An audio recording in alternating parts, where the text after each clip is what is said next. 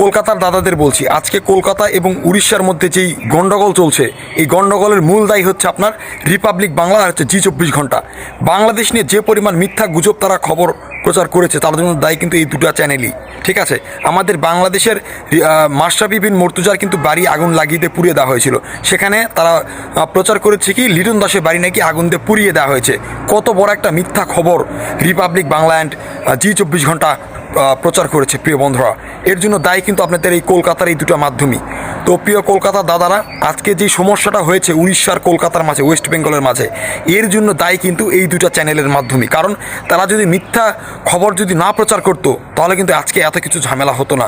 আমাদের বাংলাদেশি হিন্দুরা ভালো আছে, সুখে আছে। হ্যাঁ, ঝামেলা হয়েছে আমি মানছি, সেটা খুবই কম জায়গায়, সেটা অনেক অতীতের। তারা পুরাতন ভিডিও এনে নতুন বলে চালিয়ে দিচ্ছে।